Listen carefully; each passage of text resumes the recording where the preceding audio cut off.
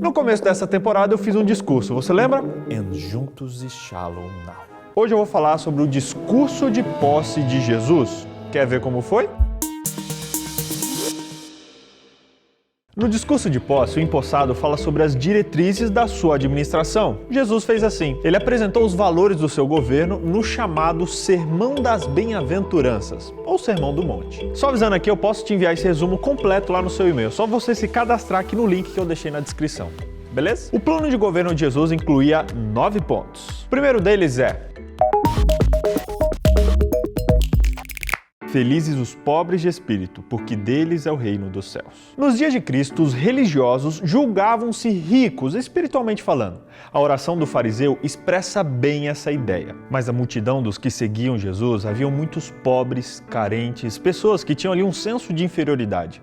Muitos deles oravam como a viúva pobre do templo, pedindo misericórdia. O orgulho espiritual nos afasta de Deus, mas a nossa humildade de espírito nos aproxima dele. É como a história da mulher pecadora que derrama perfume nos pés de Jesus. O fariseu olha para ele e pensa: se esse homem fosse profeta, ele saberia que quem está tocando nele é uma mulher pecadora. Os muitos pecados dela lhe foram perdoados, pois ela amou muito, mas aquele que é pouco perdoado, pouco ama. Essa é a lógica da prostituta e do fariseu.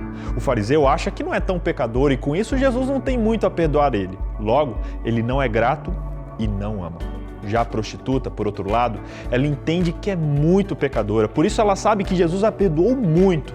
Logo, ela é muito grata e assim ama muito aquele que a perdoou. Ellen White mesmo afirma que aqueles que sabem que não se podem salvar a si mesmo, nem de si praticar qualquer ação de justiça, são os que apreciam o auxílio que Cristo pode conceder. Quem você tem sido hoje? Um fariseu ou uma prostituta? Nesse caso, é melhor ser uma prostituta humilde do que um fariseu orgulhoso.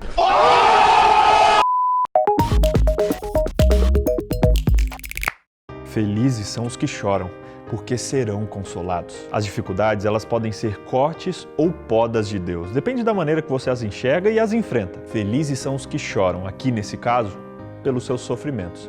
Só que mais felizes ainda são os que choram pelo sofrimento dos outros, que se preocupam mais com os outros do que consigo mesmo. Um grande exemplo disso aconteceu após o desastre com o avião da Chapecoense, onde a mãe de uma das vítimas abriu mão de ser consolada e decidiu consolar.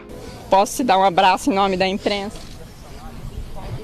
Os que choram pelos seus pecados também serão consolados. Quando era pequeno, eu fiz bullying contra uma menina que ia lá para minha igreja com roupas velhas. E aí depois ela não quis mais ir na igreja. E eu fiquei muito triste quando eu soube. Na verdade, eu comecei a chorar, até ficar engasgado, dizendo para o meu pai: eu pequei, pai, eu pequei, eu pequei. Hoje em dia eu me pergunto: será que eu sinto a mesma tristeza pelo pecado que eu tinha na minha infância ou será que eu já me acostumei com ele? E você, tem chorado por algum motivo?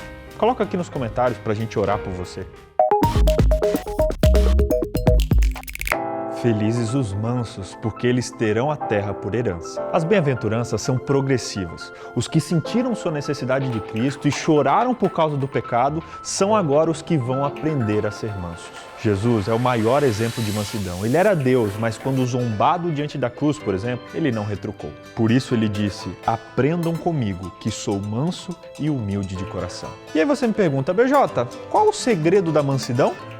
E eu te respondo: a humildade. Se alguém quiser vir após mim, renuncie-se a si mesmo. Quando eu sou grosso ou áspero com alguém, por exemplo, o fato de eu me sentir ofendido por aquela pessoa coloca ela numa posição de inferioridade diante de mim. E aí, como fariseu, eu me esqueço que diante de Deus, tanto eu quanto aquela pessoa somos pecadores do mesmo jeito. O que demônio estava fazendo aí? Eu estava escrevendo um cartão de São Valentim. E para quem é que você vai mandar? Para o senhor. Para mim? Sim, porque o senhor é meu amigo. Um dia o senhor me convidou para comer. Os humildes, eles não reivindicam o próprio direito, porque eles são mansos. Eles vivem por amor a Jesus, na renúncia de todo, literalmente todo o direito próprio. E eu te pergunto, você é manso? Felizes os que têm fome e sede de justiça, porque serão fartos. Por serem humildes e mansos e não se importarem com o próprio direito, eles são famintos pela justiça. A justiça referida aqui não é a justiça própria, porque eles sabem que quem cuida deles é Deus. Aqui fala da justiça para os outros. Os que seguem Jesus renunciaram à própria justiça, não se gloriam de nada do que fazem, eles se sacrificam.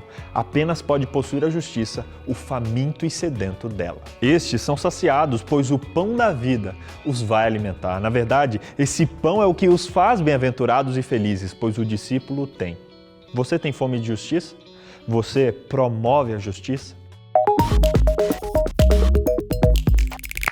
Felizes os misericordiosos, pois eles alcançarão misericórdia. Os misericordiosos são os que manifestam compaixão para com os pobres, para com os sofredores e para com os oprimidos. Não gostaria de jantar esta noite em minha casa? E eu? O misericordioso, ele dá sua própria honra ao que está fundado na vergonha. E ele assume para si a vergonha dessa pessoa. Ele será abençoado, pois a alma generosa engordará, e o que regar também será regado. Você é misericordioso? Felizes os limpos de coração, porque eles verão a Deus. Os judeus se preocupavam com a limpeza exterior e com a limpeza cerimonial, só que Jesus mostra que a pureza que realmente importa é a pureza do coração. Essa é a limpeza que Deus quer, a limpeza de desejos, a limpeza de intenções, a limpeza de motivações. Só é limpo de coração quem entrega o seu coração para Deus. Por isso, pare de sujar o seu coração com maus pensamentos, com filmes ruins, com sentimentos ruins e com angústias e maldades. O seu coração é de Deus. Coloque nele apenas o que a Deus pertence. Afinal, o seu coração é um espelho da imagem de Jesus Cristo. Felizes são os que buscam a paz, porque eles serão chamados filhos de Deus. Jesus Cristo é o príncipe da paz. Olha só, quando os discípulos aprenderam e atenderam ao chamado de Jesus, eles encontraram a paz literalmente em pessoa. Mas só que eles não devem apenas tê-la, mas também criá-la. Quem é discípulo abre mão do uso da força, da rebelião, que não combinam com o reino da paz que Jesus instituiu. Eles suportam em silêncio o ódio e a injustiça. Eles vencem o mal com o bem e são criadores da paz divina em meio a um mundo de ódio e de guerra. E eu te pergunto, você tem sido um pacificador? Felizes são os perseguidos por causa da justiça, porque deles é o reino dos céus. Não se fala aqui da justiça de Deus, senão dos sofrimentos por uma causa justa. Os que seguem a Jesus renunciam suas posses, sua felicidade, o seu direito, sua honra, seu poder, e isso os diferencia em seus juízos e ações do mundo, porque eles são, para o mundo, um escândalo. A recompensa que o mundo dá não é reconhecimento, mas é repulsa. Você tem tido uma vida digna de perseguição? Às vezes a nossa vida é tão irrelevante e comum que não chama a atenção das pessoas para Jesus. A gente tem medo da perseguição, só que Jesus diz que ela traz felicidade. Quer ser feliz? Faça algo digno de perseguição. E se você concorda comigo, comenta aí a hashtag pode vir perseguição. Comenta aí. Resumindo os valores do reino, primeiro, seja humilde, seja manso, seja justo, seja misericordioso, seja limpo de coração, seja pacificador, seja ousado. Deus quer que você tenha uma vida que provoque pergunta nas pessoas. Por isso, viva os valores do reino de Deus. Não viva uma vida mesquinha, conformada com os valores desse mundo. Não. Viva os valores do céu. Pregue com o seu exemplo e, se necessário, diga alguma coisa. O Sermão do Monte não é algo novo, na verdade, é um desafio para Israel ser Israel. Em outras palavras, é um desafio para a igreja ser igreja. Porque se a gente não vive isso, a gente está sendo qualquer coisa menos igreja.